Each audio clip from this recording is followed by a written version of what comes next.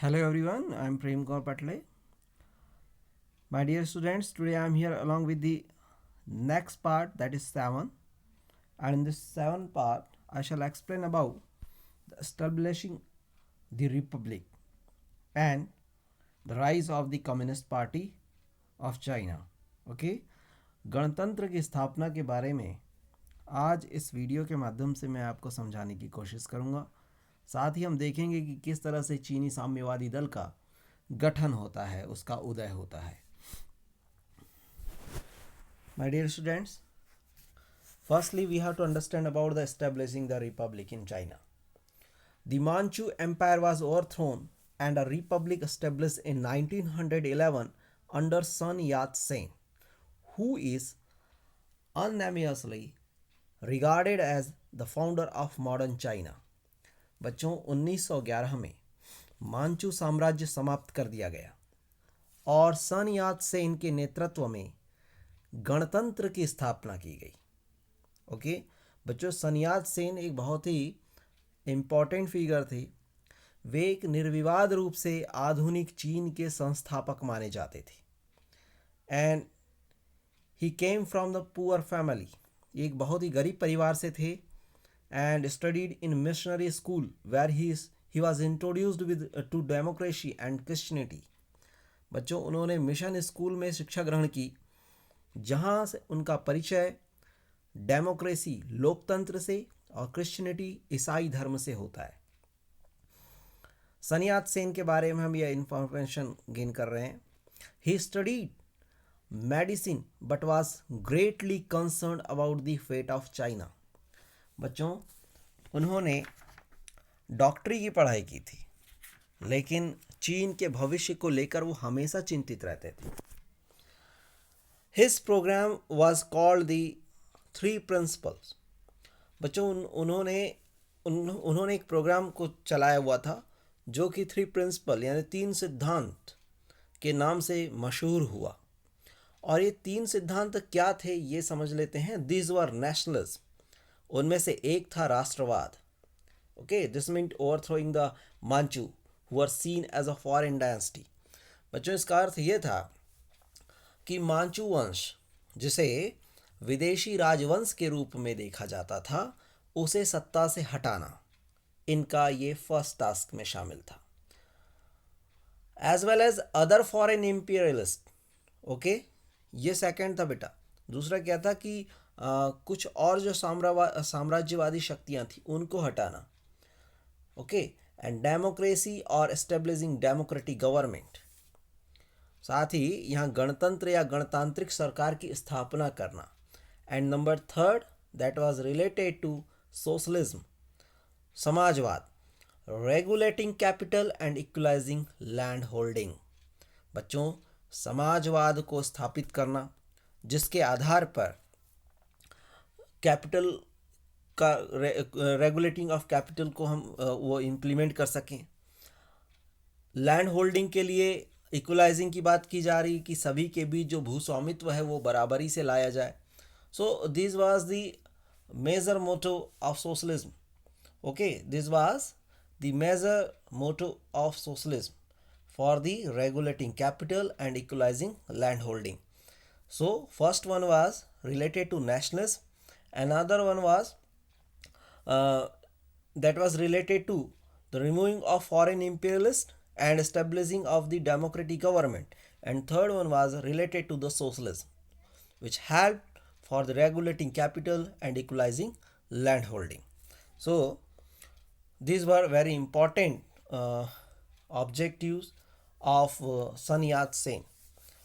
बच्चों, आगे के जो एक्सप्लेनेशन है आप उसमें देखेंगे कि किस तरह से सन यात सेन के आइडियाज़ को कुओमिंटांग वो अडॉप्ट करती है, लेकिन फाइनली वो रेगुलेटिंग कैपिटल और इक्वलाइजिंग लैंड होल्डिंग के जो उनके कॉन्सेप्ट्स थे उनमें वो पीछे रह जाती है। Okay, that was never carried out.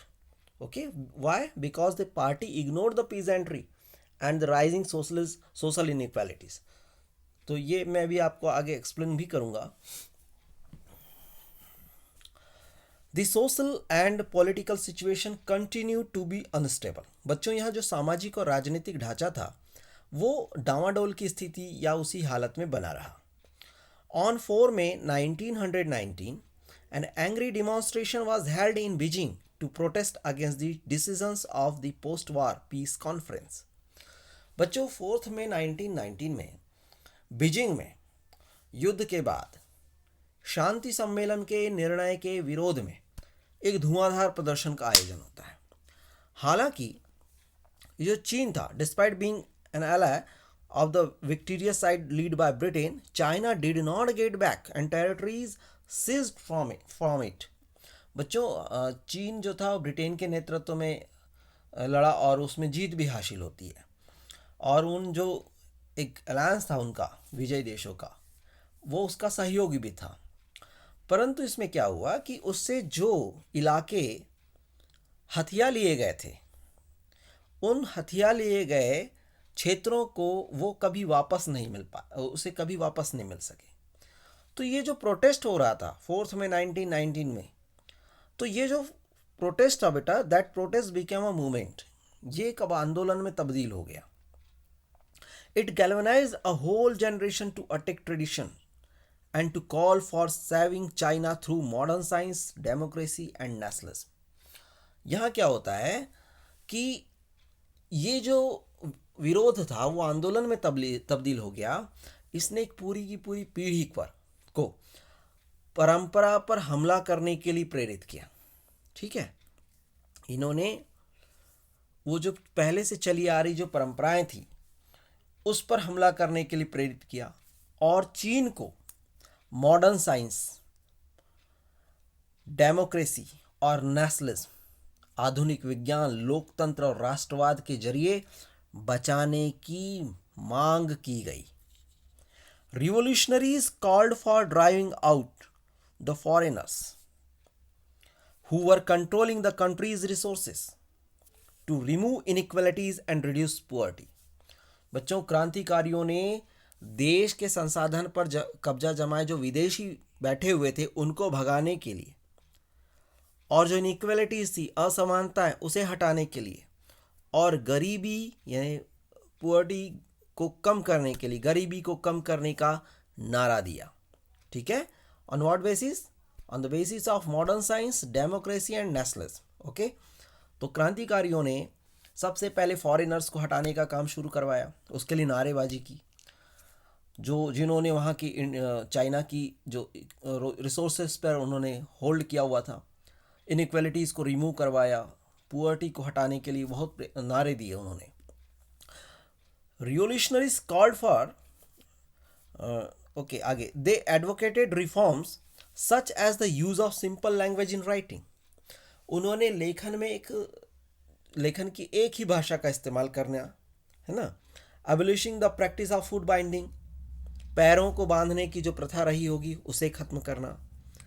साथ ही द सबऑर्डिनेशन ऑफ वीमेन, जो महिलाओं की जो अधीनस्थता थी, उनके लिए जो नियम कानून बनाए गए थे उन्हें एक सीमित दायरे में रखने की, उनको खत्म किया जाने लगा उन नियमों को। इक्वलिटी इन मैरिज, शादी में बराबरी, and economic development to end poverty, और गरीबी खत्म करने के लिए आर्थिक विकास जैसे सुधारों की उन्होंने वकालत की। बच्चों, हम देख सकते हैं कि सोशल और पॉलिटिकल बेस पर काफ़ी सारा जो काम है वो किया जा रहा था। गणतांत्रिक क्रांति के बाद ये सब रिपब्लिकन रिवॉल्यूशन था। After the Republican revolution the country entered a period of turmoil. बच्चों, ये इस क्रांति के बाद, गणतांत्रिक क्रांति के बाद जो देश था वो बड़ी टर्मोइल कंडीशन में, यानी उथल पुथल के एक दौर में पहुंचना उसका शुरू होता है। दी गोमिंगडांग, जिसे कोमिंगतांग भी कह सकते हैं, Kuomintang and Chinese Communist Party emerged as a major forces striving to unite the country and bring stability. कोमिंतांग और चाइनीज कम्युनिस्ट पार्टी जो थी वो उस मुल्क को यूनाइट करने के लिए, एकताबद्ध करने के लिए, उसमें स्टेबिलिटी, स्थिरता लाने के लिए संघर्ष करने वाले दो महत्वपूर्ण ताकत के रूप में उभरती है। Number 1 was related to Kuomintang and another one was Chinese Communist Party. बच्चों ये बहुत ही इंपॉर्टेंट कंटेंट है जिसे आपको अपनी नोटबुक में जरूर लिखना होगा। Sun Yat-sen's ideas became the basis of political philosophy of Kuomintang। बच्चों जो सन यात सेन के विचार थे वो कुओमिंतांग ये जो पॉलिटिकल पार्टी थी उसके पॉलिटिकल फिलॉसफी का बेस बने, ये उनके राजनीतिक दर्शन का आधार बने। दे आइडेंटिफाइड द 4 ग्रेट नीड्स। किसी भी व्यक्ति को जीने के लिए कुछ महत्वपूर्ण चीज़ों की आवश्यकता होती है, तो उन्होंने ऐसी 4 ग्रेट नीड्स को आइडेंटिफाई किया। उन्होंने उनमें से एक रखा क्लॉथिंग कपड़ा, नंबर 2 फूड खाना, नंबर 3 हाउसिंग घर एंड ट्रांसपोर्टेशन। ये 4 महत्वपूर्ण चीज़ों को उन्होंने रेखांकित किया। बच्चों सन यात सेन के जो आइडियाज़ थे, आइडियोलॉजी थी, वो कुओमिंतांग की पॉलिटिकल फिलॉसफी का बेस बनती है। आफ्टर द डेथ ऑफ सन यात Sen, Chiang Kai-shek, Chiang Kai-shek emerged as the leader of Kuomintang as he launched a military campaign to control the warlords, regional leaders who was usurped authority and to eliminate the communists। बच्चों सन यात सेन की मृत्यु के बाद Chiang Kai Shek Kuomintang का एक महत्वपूर्ण नेता बनकर के उभरता है और उन्होंने सैन्य अभियानों के माध्यम से वॉरलॉर्ड्स को अपने नियंत्रण में किया। वॉरलॉर्ड्स क्या ने जो स्थानीय नेता होते थे जिन्होंने सत्ता छीन ली थी, उनको उन्होंने अपने नियंत्रण में लिया और जो कम्युनिस्ट थे, साम्यवादी थे, उनको खत्म कर डाला। बच्चों उन्होंने सेक्युलर और जो कन्फ्यूशियसवाद की हिमायत की। ठीक है, कन्फ्यूशियनिज्म को हमने लास्ट एक्सप्लेनेशन में समझाया है, लेकिन साथ ही राष्ट्र का सैन्यकरण भी किया जाने की कोशिश की गई। Okay, he advocated a secular and rational this worldly Confucianism but also sought to militarise the nation. उन्होंने बात तो कही एक और कि सेक्युलर होना चाहिए, कन्फ्यूशियसवाद की हिमायत भी की, लेकिन एक और उन्होंने क्या कहा, एक और उन्होंने प्रयास किया कि चाइना को मिलिटराइज किया जाना शुरू किया गया, राष्ट्र का सैन्यकरण करने की भी कोशिश की गई। उन्होंने कहा कि लोगों को एकताबद्ध व्यवहार की प्रवृत्ति और आदत का विकास करना चाहिए। ओके, उन्होंने कहा कि हमें इस तरह की हैबिट्स को अपने व्यवहार में लानी चाहिए अपने, ताकि हम एकता के सूत्र में बंध सके। He encouraged women to cultivate the 4 virtues। उन्होंने महिलाओं को 4 सद्गुण पैदा करने के लिए प्रोत्साहित किया। And the virtues were chastity, सतीत्व का पालन करना, appearance, रंग रूप, speech, वाणी, and work, काम, और उनकी भूमिका को, उनके जो रोल को कहाँ कन्फाइन करना, confine to the household, और उनकी भूमिका को घरेलू स्तर पर ही देखने पर जोर दिया। ये चियांग काई शेक की आइडियोलॉजी या कह लीजिए कि उनका नज़रिया था। यहाँ तक कि क्या किया गया, even the length of hemlines was prescribed. यहाँ तक कि महिलाओं के जो कपड़े होते थे उन कपड़ों की किनारियों की लंबाई भी प्रस्तावित की गई थी। तो इस तरह से चियांग काई शेक के नेतृत्व में कुओमिंतांग अपने सोशल पहलुओं पर भी काम कर रहा था, सामाजिक पहलुओं पर वह कार्य कर रहा था। The Kuomintang social base was in urban areas. जो कुओमिंतांग का जो सामाजिक आधार था वो शहरी इलाकों में था। ठीक है, क्योंकि वहाँ इंडस्ट्रीज जो थी, इंडस्ट्रीज ग्रोथ के आधार पर इसको डिसाइड किया जा रहा था। Industrial growth was slow and limited. जो औद्योगिक विकास था वो काफ़ी धीमा चल रहा था। और बेटा ये जो इंडस्ट्रियलाइजेशन या इंडस्ट्रियल ग्रोथ थी वो कुछ गिने चुने क्षेत्रों में ही था। और अगर हम बात करें तो उनमें से एक Shanghai, the cities such as Shanghai which became the centre of modern growth. तो संघाई जैसे जो शहर थे उसमें 1919 में इंडस्ट्रियल वर्किंग क्लास ये उभर रहा था। 1919 की बात कर रहे हैं और इनकी संख्या लगभग 5 लाख के आसपास थी। Of this, however, only a small percentage were employed in modern industries such as shipbuilding. बच्चों, लेकिन इनमें से केवल कुछ प्रतिशत मजदूर शिप बिल्डिंग, जहाज निर्माण जैसे जो मॉडर्न इंडस्ट्रीज थी उसमें काम कर रहे थे। And most were petty urbanites, traders and shopkeepers. और इनमें ज़्यादातर जो लोग थे वो नगण्य शहरी या व्यापारी या दुकानदार होते थे। अब हम बात करें शहरी मजदूरों की, तो खास तौर पे महिलाओं को इसमें बड़ा कम वेतन दिया जाता था। Urban workers, particularly women, earn very low wages and working hours were long and condition of work very bad. बच्चों, यहाँ काम करने के जो घंटे थे वो बहुत लंबे थे। काम करने की परिस्थितियाँ बहुत ज़्यादा खराब थी। जैसे जैसे व्यक्तिवाद बढ़ा, इंडिविजुअलिज्म जैसे जैसे इंक्रीज हुआ, महिलाओं के अधिकार, परिवार बनाने के तरीके और लॉ एंड रोमांस से रिलेटेड जो चर्चाएं थी, इन सब विषयों को लेकर सरोकार जो थे वो बढ़ते चले गए। Social and cultural changes was helped along by the spread of school and universities. देखिए, हम इस सेशन में जो समझने की कोशिश कर रहे हैं, इसमें सोशल एंड पॉलिटिकल सिचुएशन को में किस तरह से रिफॉर्म्स लाए जा रहे थे। कुओमिंटांग के जो सोशल और पॉलिटिकल जो व्यूज़ थे उसको हम समझ रहे हैं। हमने देखा अभी चियांग काई शेक ने कौन कौन से चीज़ों को प्रेरित किया। इसके पहले जो मोमेंट चल पड़ा था उसमें भी इन रिवोल्यूशनरीज़ ने अलग अलग मायनों में अलग अलग तरीक़ों से सोशल चेंजेस लाने की कोशिश की। अब हम देख रहे हैं जो सोशल और कल्चरल चेंजेस आए थे उनमें यूनिवर्सिटीज़ और स्कूल्स का क्या रोल था। The social and cultural change was helped along the by the spread of school and universities. बच्चों, सामाजिक और सांस्कृतिक बदलाव में स्कूल और विश्वविद्यालयों के फैलने से मदद मिली।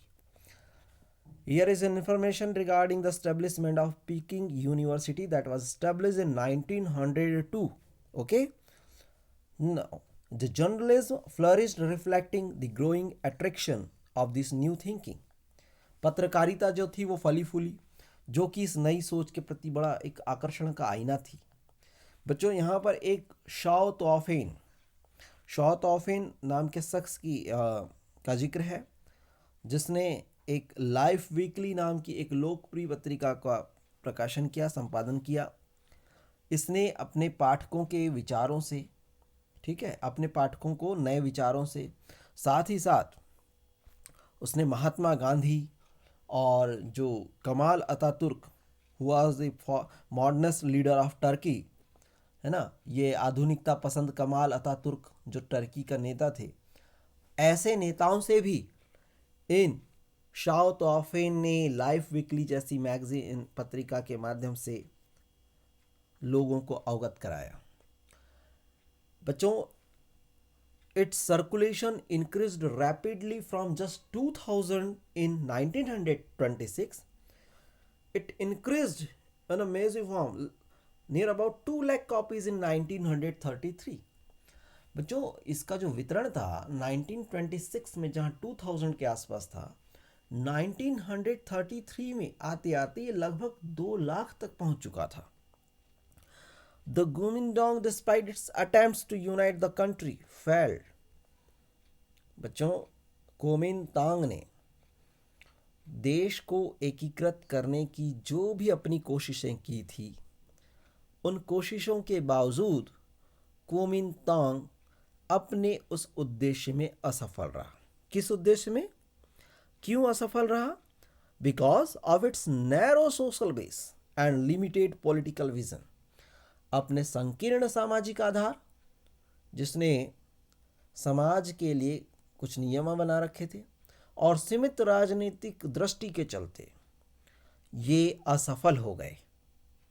अ मेजर प्लैंक ऑफ इन सन यात सेन्स प्रोग्राम, सन यात सेन के जो कार्यक्रम का जो बहुत ही महत्वपूर्ण हिस्सा था, जो मैंने आज शुरुआत में समझाया, that was regulating capital and equalizing land was never carried out because the party ignored the peasantry and the rising social inequality. क्यों? क्योंकि पार्टी ने किसानों और उन बढ़ती जो सामाजिक असमानताएं थी उनको इग्नोर किया, उसकी अनदेखी की। इसने लोगों की समस्याओं पर ध्यान देने की बजाय केवल और केवल फौजी व्यवस्था थोपने का प्रयास किया। It sought to impose military order rather than address the problem faced by the people. That's why Kuomintang got failure in the reforms, in the reformation of social level. Okay, तो ये सामाजिक और राजनीतिक आधार पर कोमिंतांग के जो प्रयास किए गए थे वो लगभग असफलता को रेखांकित करते हैं। Now dear students, we have to know about the rise of Chinese Communist Party. Chinese Communist party का बहुत ही इम्पॉर्टेंट रोल है चाइना में। हम समझने की कोशिश करते हैं कि इसका किस तरह से इसने किस तरह से अपना रोल प्ले किया था। हमने अभी कोमिंतांग को समझा और ये दूसरी पॉलिटिकल पार्टी है Chinese Communist Party. When the Japanese invaded China in 1937 the Kuomintang retreated. बच्चों, जब 1937 में जापान ने चीन पर हमला किया तो कुओमिंतांग पीछे हट गए। ठीक, और ये जो वार था बेटा, that was very long and exhausting, बहुत ही थका देने वाला और लंबा चलने वाला यह युद्ध था जिसने चाइना को कमजोर कर दिया।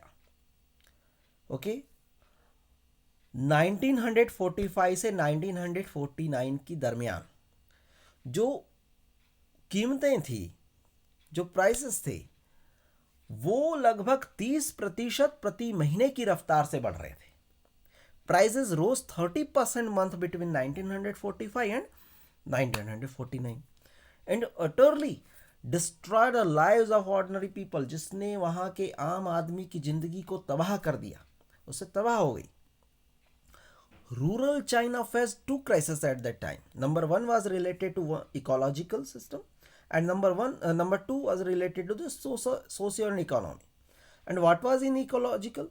One ecological that was related to with the soil exhaustion, deforestation and floods.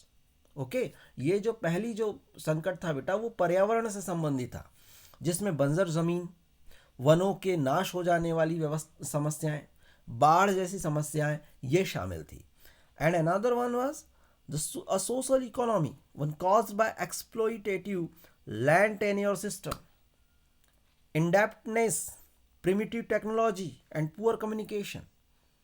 जो सामाजिक और आर्थिक स्तर पर जो समस्याएं झेली जा रही थी उनमें एक था जमीन प्रथा, नंबर 2 ऋण, दूसरा जो था बेटा इंडेप्टनेस, ऋण, एंड प्रिमिटिव टेक्नोलॉजी, जो आदिम प्रौद्योगिकी थी उसका उपयोग किया जाना, और निम्न स्तर की संचार के कारण ये समस्याएं सोशल इकोनॉमी को अफेक्ट कर रही थी।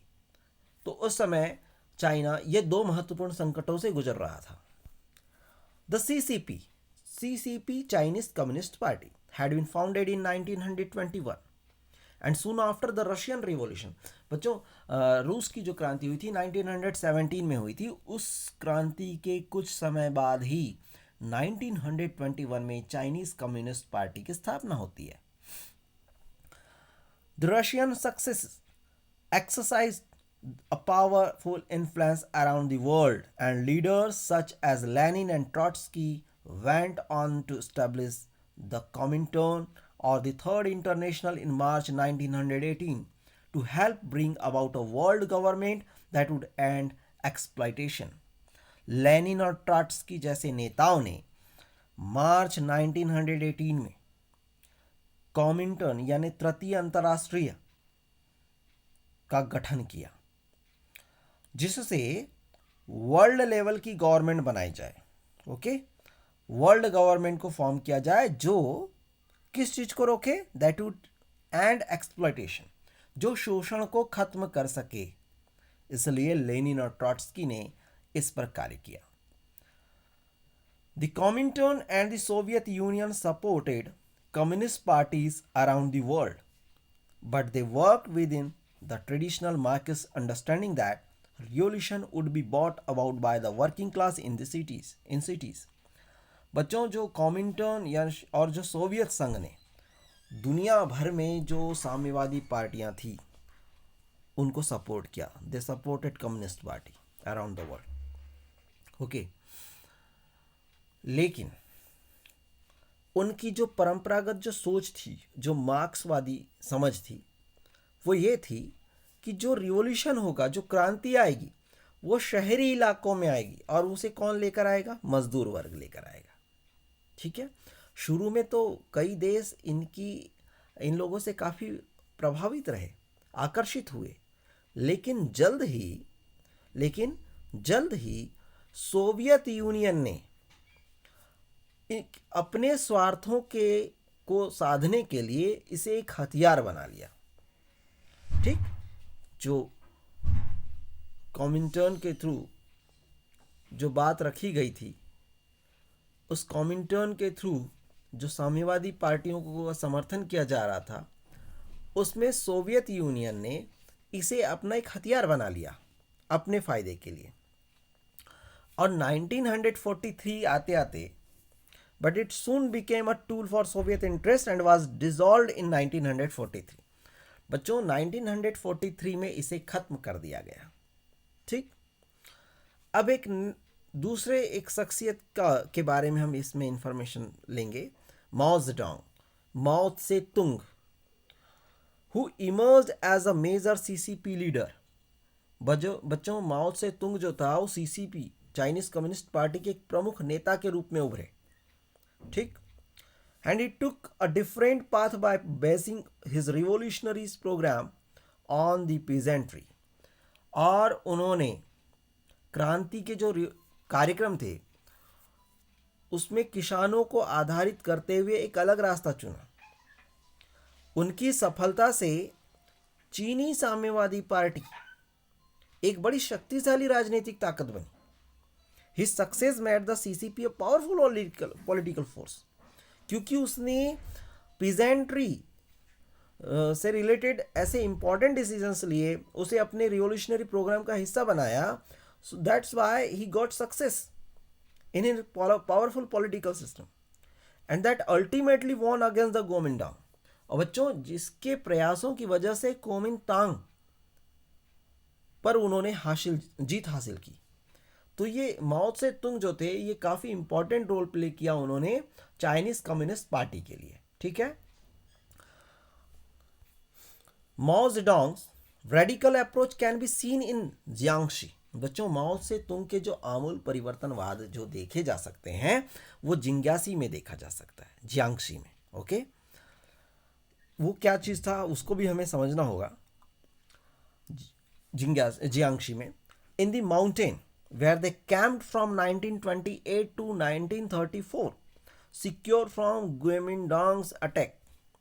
बच्चों, वो पहाड़ों में 1928 से लेकर 1934 के बीच उन्होंने जो कुओमिंटांग के हमलों से अपने आप को बचाने के लिए कुछ सुरक्षित शिविर लगाए थे.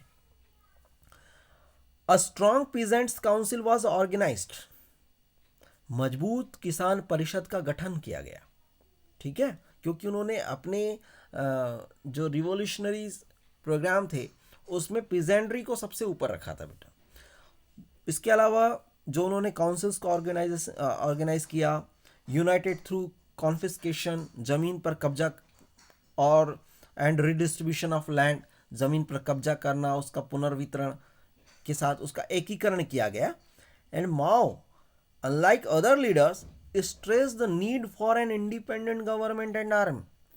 दूसरे नेताओं से हटकर माओ त्से तुंग ने एक इंडिपेंडेंट गवर्नमेंट, एक आज़ाद सरकार की और सेना पर जोर दिया. वे महिलाओं की समस्याओं से भी अवगत थे. उन्होंने ग्रामीण महिला संघ को उभारने के लिए प्रोत्साहन भी दिया. Supported the emergence of rural women's association. Okay. बच्चों, इसके अलावा उन्होंने शादी के नए कानून बनाए जिसमें जो आयोजित शादियों और शादी के जो समझौते होते थे उसको खरीदना बेचने उस पर रोक लगा दी. stopped purchase and sale of marriage contracts and simplified divorce। बच्चों, तलाक को उन्होंने आसान बनाया।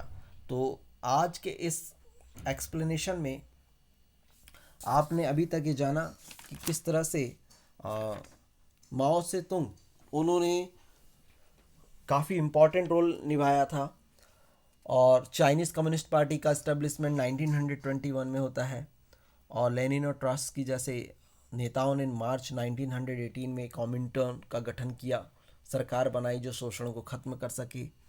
माओ से तुंग ये बहुत ही इम्पॉर्टेंट लीडर के तौर पर उभर करके सामने आते हैं और जिन्होंने पीजेंट्री को ध्यान में रखते हुए, किसानों को ध्यान में रखते हुए एक अलग ही रास्ता चुना था। The Kuomintang blockage the communist Soviet force the party to seek another base. कम्युनिस्टों की सोवियत की कोमिंतांग द्वारा नाकेबंदी ने पार्टी को दूसरा आधार ढूंढने पर मजबूर कर दिया। बच्चों, इसके चलते क्या हुआ कि एक लॉन्ग मार्च को कंडक्ट किया गया, लॉन्ग मार्च पर जाना पड़ा, जो कि शांक्सी तक 6000 मील का एक मुश्किल सफ़र था, उसको उन्होंने पार किया। नए अड्डे येनान से एनान में उन्होंने युद्ध सामंतवाद को खत्म करने, भूमि सुधार लागू करने, विदेश साम्राज्यवाद से लड़ने के कार्यक्रम को आगे बढ़ाया। जब ये एनान से अपना काम शुरू कर दिए थे, ठीक है बेटा, इससे क्या हुआ, इससे उन्हें एक मजबूत सामाजिक आधार मिला, क्योंकि लोगों को लगने लगा कि ये जो कम्युनिस्ट पार्टी है वो समाज के हर तबके के लिए काम कर रही है। सबसे महत्वपूर्ण जो था वो तो था बेटा कृषक, किसान, उसके लिए बहुत काम कर रही है, उन्हें यह महसूस हो चुका था। और युद्ध के जो मुश्किल सालों में साम्यवादी यानी कम्युनिस्ट और कोमिंतांग ने मिलकर काम किया, लेकिन युद्ध खत्म होने के बाद कम्युनिस्ट जो थी वो सत्ता में आ गए और कोमिंतांग की हार हो जाती है। तो युद्ध के जो मुश्किल साल थे उसमें हालांकि कोमिंतांग साम्यवादी मिलकर काम करते हैं, लेकिन फाइनली जब लोगों ने देखा कि वास्तविकता के आधार पर जो पीजेंट्री ग्रुप के लिए वर्क करने वाली कोई पार्टी है तो चाइनीज़ कम्युनिस्ट पार्टी है, तो उसको सबसे ज़्यादा जो पब्लिक सपोर्ट मिला, समाज का मजबूत आधार उसे मिला और इस तरह से चाइनीज़ कम्युनिस्ट पार्टी सत्ता में आती है और कोमिंतांग हार जाता है। बच्चों, आज के इस सेशन में इतना ही। धन्यवाद।